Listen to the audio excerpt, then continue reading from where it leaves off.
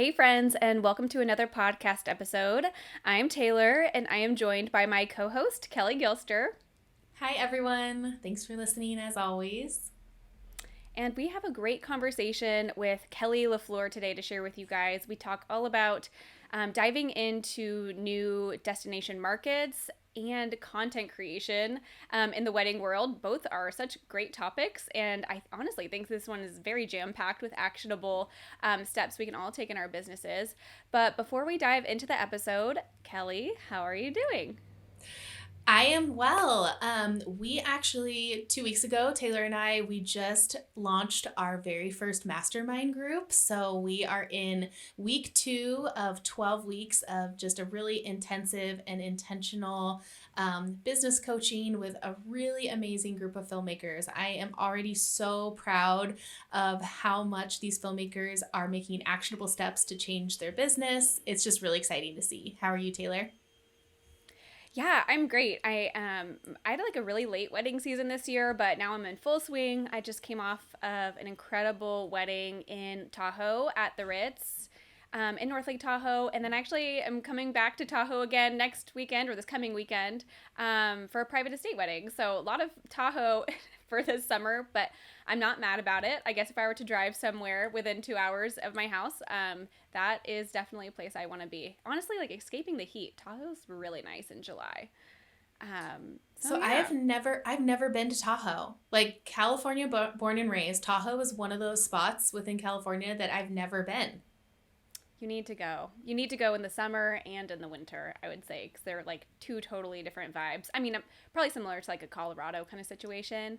I love it. I think you should go to South Lake Tahoe. Like you kind of get almost like there's like some casinos, so you get like a lot of different vibes all at the same time. There's like the lake, the mountains, casinos, skiing, mountain biking. I don't know. I just think it's like the perfect summer location for anybody with like any variety of interests. Like has something for everybody. Is the South Side where it's in Nevada, or is it in California still? So the town is actually called State Line. So like Nevada, so like you walk and it's California, and then you walk across the street, and then now it's Nevada, and that's where all the casinos are. We usually stay on the California side, but it's literally like just a few steps away from Nevada. Nice. Yeah, Yeah. we've kind of had a really interesting year. Filmmakers listening, I'm sure that none of your years have ever looked the same. We had a really we jumped right into wedding season like in April. We had a really heavy April. May was light, June was light, and then now we're really getting into the meat of our wedding season. So we just came off of one a week ago. We have another one this coming weekend, and then we get to leave for vacation. We do our annual Montana vacation, and honestly a little bit stressful to take this vacation in the middle of wedding season, but it's always so needed. So I'm glad that we carve out time to do that. Yeah, I think it's so important. I don't know about you, but I kind of get into this like game in my head of like not wanting to like book trips like during wedding season because I'm like I live in like the world of what ifs. Like what if a really great inquiry comes and like I don't want to like be resentful of this trip because I have to turn it down. And it's like I'm trying so hard to like be a normal person and like wrap my head around the idea of like there will always be work, but like traveling with family, like this is what it's all about. I work for my family, like they're the main, like there's the center of my world, and I shouldn't put work in front of them. And it's like I don't know. I'm sure I hope people listening can relate and I don't sound like a basket case. No, I get it. I get it. I have a friend who really wants to plan a girls' trip, and she's like, okay, and this was back in April. She's like, okay, August, and I'm like, I just can't commit to an August right now. Like, maybe I can at the end of June and like see, but I don't know. We've gotten some like good stuff that's like 3 weeks out too. So it's just trying to be that balance of being a normal person. Sorry, guys, this is like the longest intro ever. We just talking about so many different things, vacations, mastermind, like life stuff. But I love Kelly LaFleur. I think she is such a cool person, honestly. She brought so much insight into this episode that you guys are about to listen to. She is big into problem solving. She realized that she was reaching a hurdle in her business that she needed to overcome and problem solve. And she did that in such an intentional and smart way. And I can't wait for you guys to listen to this one. This is the Level Up Podcast. I'm Taylor Petrinovich. And I'm Kelly Gilster of 618 Studios. And we are on a mission to help filmmakers level up their businesses and their craft so they can make more and work less. We want to help you confidently take your business from mainstream to luxury, and it all starts right here.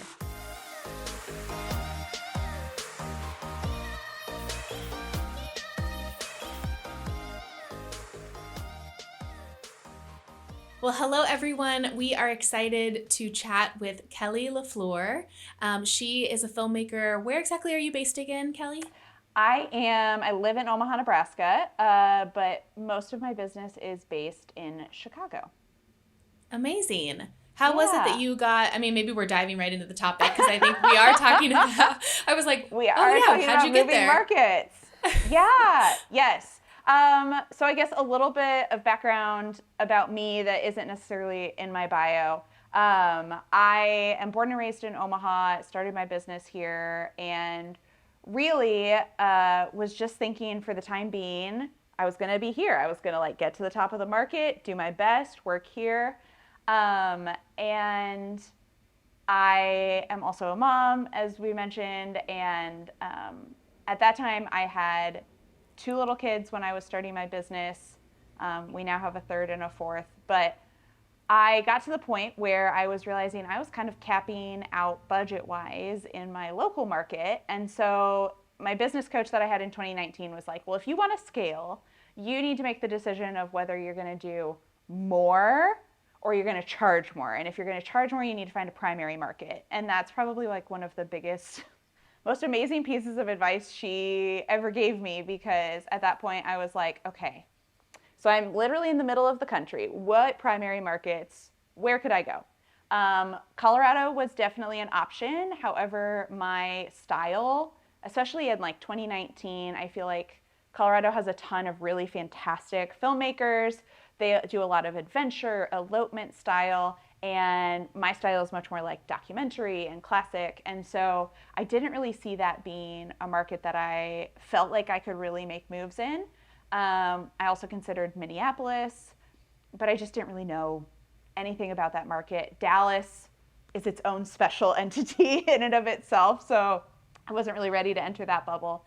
But Chicago ended up being such a great move. We actually had a ton of clients here in Omaha that lived in Chicago, were working in Chicago, but they were coming back to Omaha to get married. So looking forward to that Chicago client, I knew immediately I was going to be talking to the same person. So that was really where that decision came in. That is so interesting. I have so many questions now because I think that it is kind of a hiccup for, filmmakers that don't feel like they live in the high wealth area. And honestly, that's most of us, Completely. Yeah. And as you're stepping into the entry level luxury beyond into ultra luxury, they're all destination weddings anyways. So it doesn't really matter where you live. I think that our world feels a little bit small when we're serving more of that budget client because they don't have the budget to bring in the vendors from other areas. We are based in Orange County, which is between San Diego and LA. And I even remember in year 3 when we would do weddings down in San Diego, which is honestly like a 50-minute drive. It wasn't your backyard, right? It was our backyard. And multiple times when we'd be sitting down with all of, everyone eating dinner, and it was very apparent that maybe we were the only vendors that were brought in from outside of, the greater San Diego area. They were just mind blown at wow, how did they find you? And it was funny because we grew up in San Diego. So it was kind of nice to switch between those two areas, and they're not far. They're really not far. But that was back when we were in that budget market, and even the mindset of the fact that someone would swap counties to go bring a vendor in was kind of mind blowing to vendors. Yeah. And I think also clearly Omaha isn't necessarily similar to California in that sense, but like we have a few other larger cities around us. So like going and doing a wedding in Lincoln, 45 minutes away, is not unheard of at all. And I think it really is like just moving tiers and being knowledgeable about what weddings are happening where. And I think that only comes from conversations and being vulnerable with people about where you want to go and like what you want to do. So I think and having a strategy behind it too, right? Like you can't just willy-nilly just be like, I'm going to go be a destination. Like, but what destination? What kind of destination? What kind of client do you want to serve? So that way you aren't just still speaking to the masses. Yeah, that's so interesting. And I think that's such like a hurdle for so many people like in a mindset block because it's such a daunting task. It's like how do I do this? Can you walk us through like maybe your process once you kind of decided Chicago's where I want to be, like what were the next steps that you took? Yeah, definitely. So the first thing was timing. So I decided this in September of 2019. What happened in March of 2020? COVID shut down. Chicago was one of like probably number 3 city in the country that was just so completely shut down from COVID. So in that sense, it has definitely taken a little bit longer to get into the market than I was originally anticipating. But what I did was during that quiet time and during that time when literally no one in Chicago was working, I started reaching out to planners and photographers and building relationships with them. And so one of the ways that I absolutely love building relationships with other vendors is through, I call them virtual coffee dates. So, like emailing a vendor saying, hey, I love your work. I think we would be really aligned in what we're doing. You have to make sure that you are able to make it worth it for them. Like, I think it's very important to be upfront about this is my style. I think we would really work well together. Do you want to get on a virtual coffee date? And the response from that was so overwhelming and wonderful. I think I want to say in 2020 I easily did probably 50. I think last year in 2022 I did like 65 virtual coffee dates. So for being in like a landlocked state, it's an amazing way to be able to meet other people. And I also think since COVID, it's just opened the world up to everyone. And it's really, nobody cares where you live and sleep. Like, it's just, how can you get there? Are you going to charge travel? Is the client going to see that you're charging travel? And so being able to make it seem like you're there. So timing was a big thing. Second thing that I did was I made sure that I was there in person quarterly. So I would get together with people in person. I would do some branding shoots. I think having content of you in the place that you want to work is one of the most valuable things that you can do when you are moving markets, because people will see that you are there. Literally, like, you can change all of your SEO on your website. You can do as much as you can written, but it's just kind of the whole like actions speak louder than words. If people see that you are physically there, they're going to believe that that's where you already work. So there have been a lot of people that think that I live in Chicago all the time because I make it a point to post a lot when I am there. I take content to post later, and that has been fantastic. So relationships and content, I think, are two very tangible, specific things that people can do. And then just figuring out your travel cost. So I have also priced myself so that my starting investment, my minimum, includes travel to Chicago. So that way, when people see my pricing, they're not seeing, oh, she's traveling. She's traveling in from where? What's she doing? So it's just already built in. And then I also have maintained that pricing for my local clients. They just get like a lot more deliverables and a lot more value in that sense. So that way it's just a very streamlined across the board. You're not doing the mental gymnastics of like, okay, if I'm going here and doing this, what's this price? And if I'm going here and doing this, it's this price. So I think it's a really good strategy, especially if you want to make like a new home base. So specifically like moving markets versus, I think destination is a whole different strategy. Yeah. And the whole travel thing is such a psychological thing for clients. Completely. It's just so much easier too for planners to pitch you in their sales process per se to their client when it's just like a nice round number and, you know, travel is already baked in, but it's not so much like a listed piece. Completely. Yeah, and I think it gives planners the confidence to pitch you as well, because they know that you're not going to come back with additional fees, you're not going to come back with extra information or anything like that. Yeah. So smart. So Kelly, can I ask you, so when you reached the top of the market in your area in Nebraska, also fun fact, Paul, my husband, his dad was born in Lincoln, Nebraska. So we have like Nebraska roots, Yes. and we're Okay. like a big Nebraska Go Big Red family too. My alma mater. Oh, really? I love Yeah. it. Yeah. That's awesome. Anyways, so like what was the cap there price wise? Where were Sure. like brides and grooms not reaching beyond? Yeah.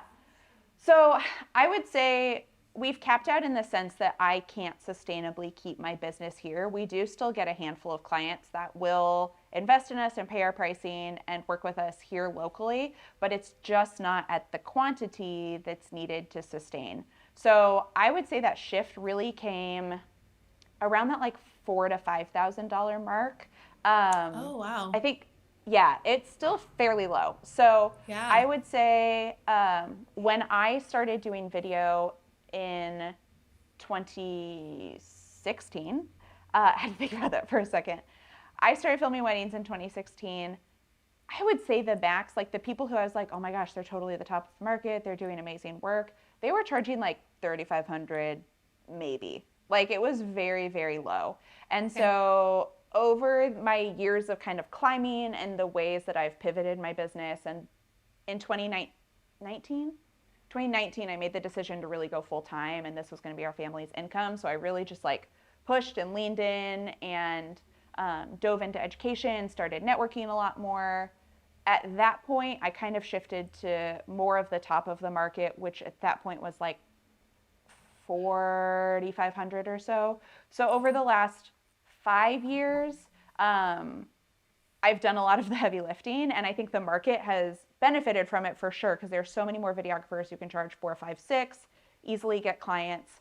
And so we're now priced right under 10, and those clients get basically everything in the kitchen sink. So they get all of the deliverables and everything like that when we're here locally, because I'm like, well, I get to sleep in my own bed. So,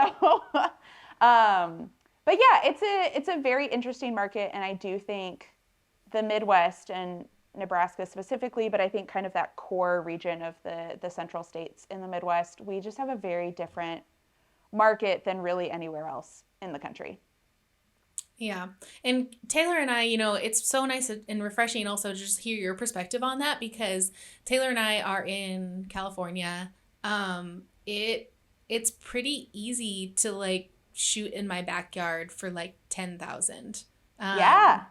Easily 8,500, but that's also just we're in LA. It's so expensive. San Diego, that market's coming up too. It used to be a little bit less. But I think there's more planners that are educating clients on the cost and the Totally. benefit of, solid creative partners. But especially, where we're in Orange County, Newport Beach is right there and all that.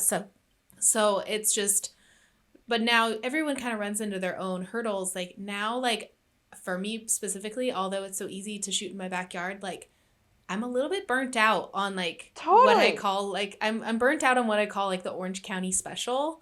And I'm ready for like less vanilla weddings and moving Yep. out into the markets that are destination, but still, can afford our starting point. So yeah, it's so interesting. So yeah, I loved hearing your perspective on that. So now for Chicago, you're priced just under 10.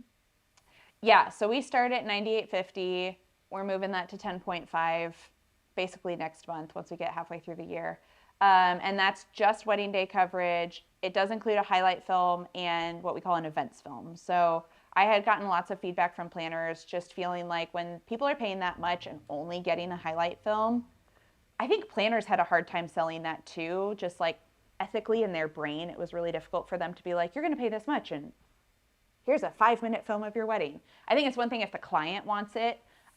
So we include an events film, which would be first looks, speeches, and first dances. Okay, cool. Is there ceremony in that too? Oh, okay. So ceremony would be like an additional a la carte item? Yep. Ceremony is separate. We also offer a documentary film, which is essentially everything else that's usable through the day. We also offer rehearsal dinner coverage, teaser films. Um, we've done engagement films. We did an engagement film last year in Lake Como, which was so good. That's cool. So That's so good. exciting. You don't really see a lot of filmmakers doing engagement sessions like how photographers do. And I would love to see it be more like normal. Maybe Common. not every couple, but like if we could get like 10% of clients to like want that, I think that'd be so cool. I don't know. Maybe with like social media and TikTok and Reels kind of like becoming more of the standard in like the social media world, maybe those video pieces will be like more desired. Totally. And I think it depends on who your client is too, because if you have a client that's very into social media, slash also someone who just like wants it all, I think it's a really easy sell. And that brings us to our wedding post house luxury insider tip of the day. If you guys are listening and are not aware of Wedding Post House yet, they are a post production company that handles all of the culling and the multicam syncing of your weddings and events so that you can kind of retain that creative control. As artists, sometimes we really like to be in the nitty gritty of all of our films, and letting go of that creative process is like such something that we all hold dear to our hearts. And Kelley actually just recently used Wedding Post House for one of her past events. Kelley, can you talk about your experience? Sorry, there's two Kelleys here, so I'm obviously talking to, to Kelley Gilster here for a second. Yeah, I just got my wedding back from Wedding Post House, and I was so amazed. I actually texted Taylor on the side, and I was like, Taylor, you have to use this service. It's so easy. It just takes that, those things that are just like bogging us down in our workflow, honestly, it saves me hours of time. And so I get my project back. My first look is synced. The couple did private vows after their first look. That was synced. The ceremony, the toasts, first look with dad was synced. It was so easy on their own timeline. And then they had created a separate timeline that was all of my best of shots. And they also like color coded them based on like portraits were yellow, and then like guests were blue, and reception events were purple. And so it was so easy to go in, and it literally saved so many hours, like I said. So I highly recommend adding them to your post-production workflow. I got my project back in about a week, and it was super fast, and it's just been such a game changer for my business. Yeah, and it's available on Premiere, Final Cut, and DaVinci. And we do have a code for listeners if you want to try it out for the first time. You can use the code Level Up, and that will be in the description because as we're talking, I can't remember if it's all uppercase or lowercase, but I know it's case sensitive, so that's important.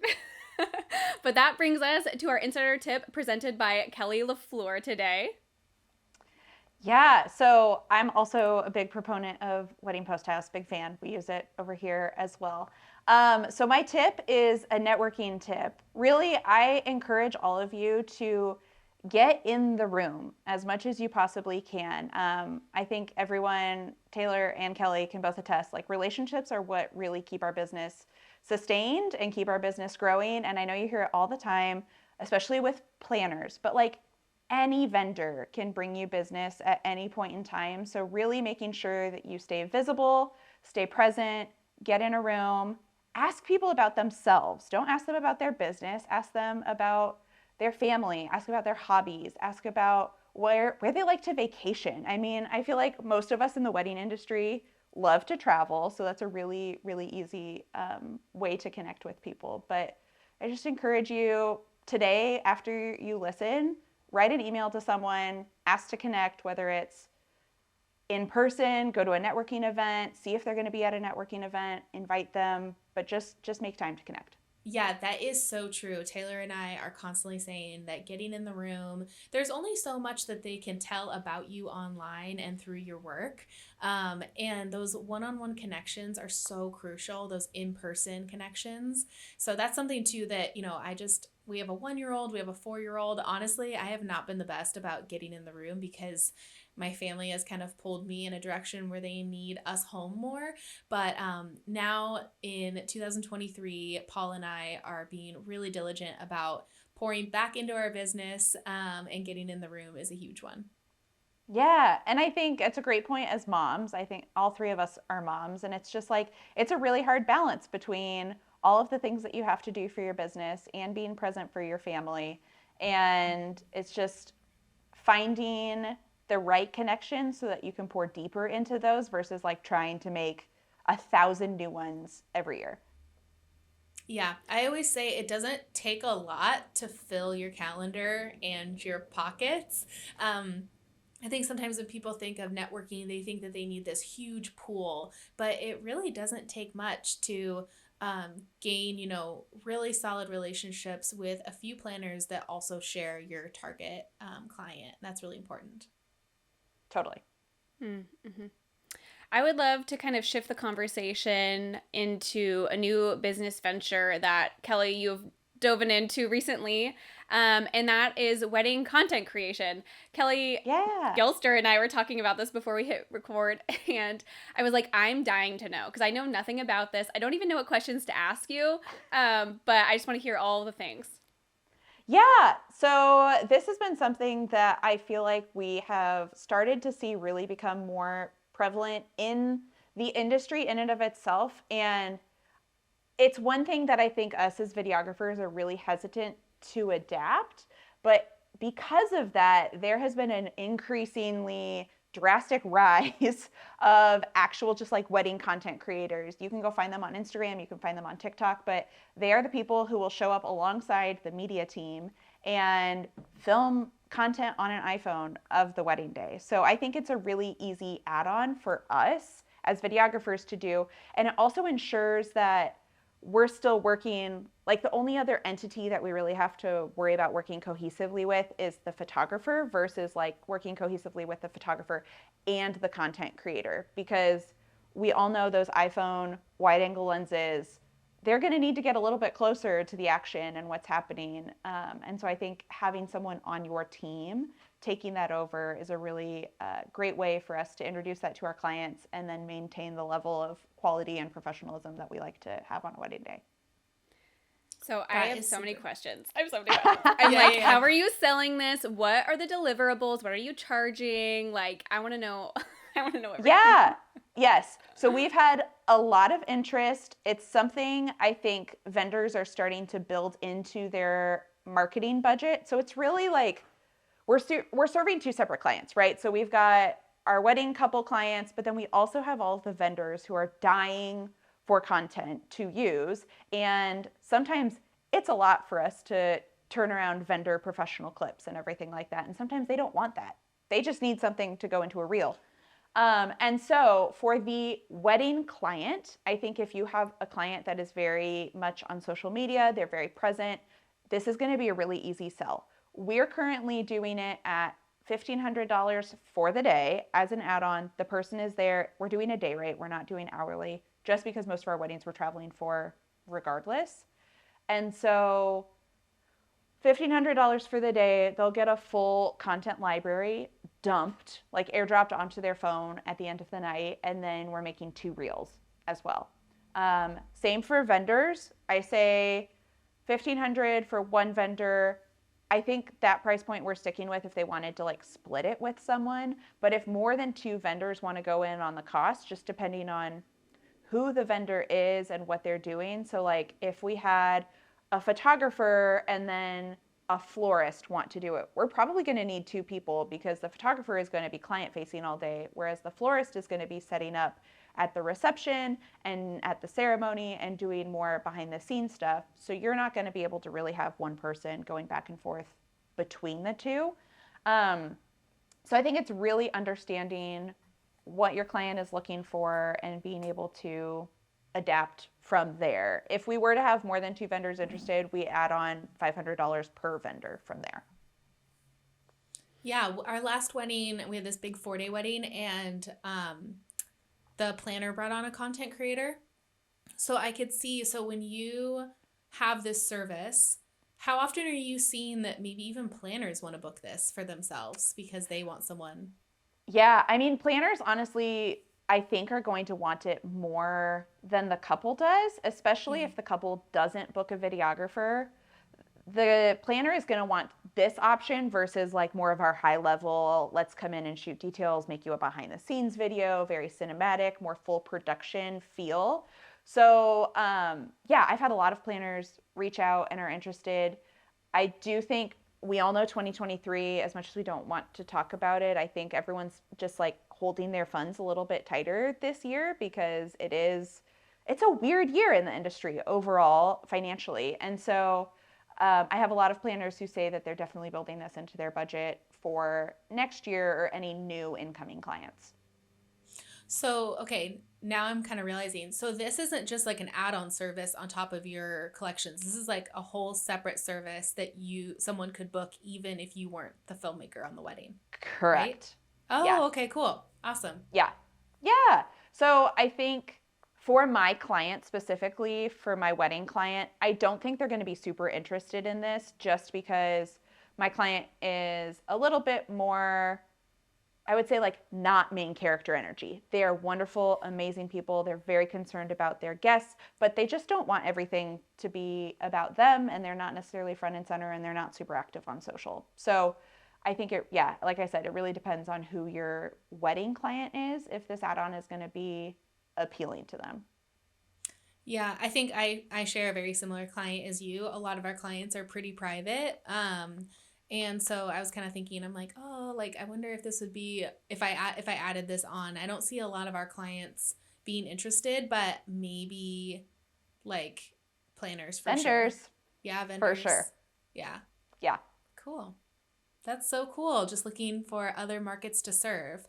And then you also offer a service for filmmakers, right? Where you can like do reel creation for them?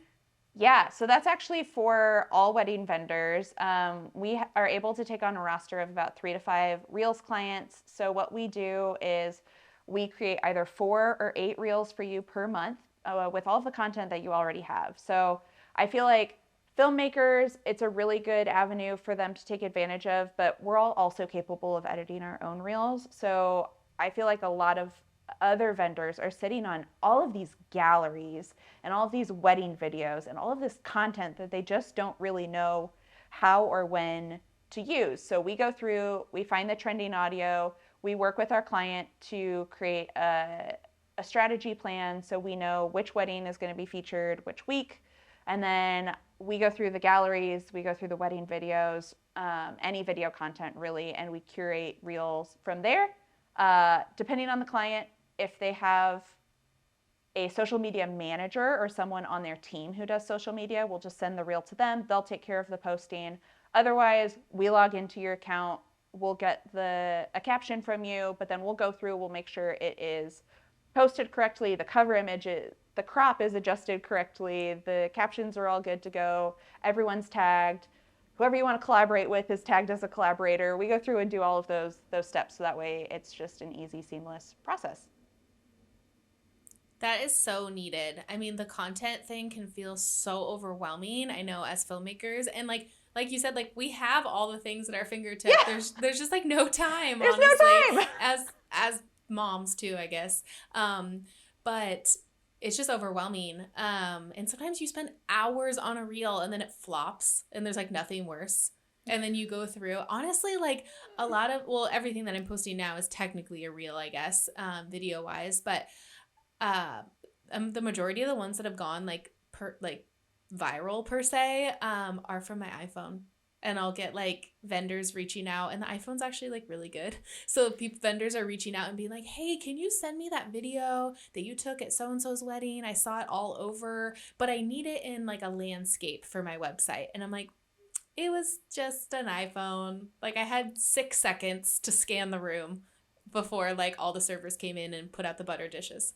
So completely. And Reels loves native iPhone footage. Like that is its favorite thing in the whole world. So that is going to get pushed out a lot. I say a good recipe is always like an iPhone clip and then photos, or an iPhone clip. And then I like doing the perspective specifically for filmmakers, like what my phone sees and what my camera sees, and just being able to show clients and other vendors like, hey, the iPhone gets stuff really good, but like what I get is even better. So working with that too.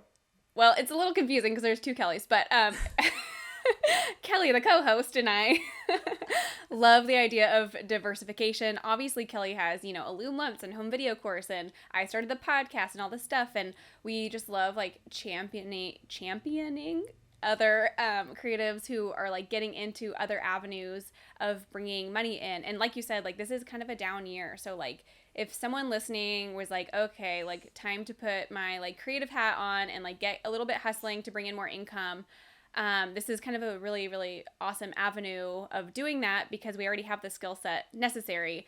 Kelly LaFleur, do you offer any sort of like mentorship or any way people can kind of like pick your brain about this? Yeah, definitely. So I have one offering specifically that's like a Reels coaching call. So for filmmakers, if they were looking to get into that, I think that would be the service, the call that they would want to book. I do also offer private mentorship. So if you wanted to do like a month or 3 months or 6 months, I do that as well. And then hopefully this fall, I'll be starting more of like some group coaching for filmmakers as well. And recently, I've always been a big champion of females in this space. And so encouraging other moms and being able to have other women to talk to in this space about what we do, I think is so incredibly valuable. So if anyone is listening and they just feel like they're struggling or they're spinning their wheels, I would love to talk to you and get to know more and see if there's any way that I can help, because I really think that there is so much space in the industry for us as female filmmakers to grow and flourish, and I think sometimes we're our own worst enemy. Yeah. Kelley, you're just so easy to talk to also. I know that we've had conversations on the side, I think through like Facebook DMs, about just sharing the same heart for female filmmakers in the industry, and just how so much education in the space is so male dominated, which makes sense because it is a male dominated side of the industry.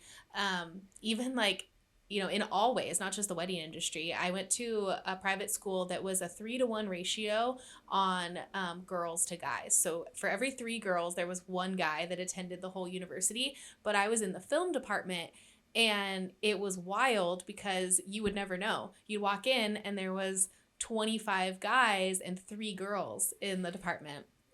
So, Yep. I think that it's so cool to see females entering this space more. Honestly, when it comes to weddings, we have a bit of a leg up. We know what those ankles are for those brides. We know, just the details, like what to look for, those intricate pieces that maybe a guy's eye isn't quite trained for or looking for.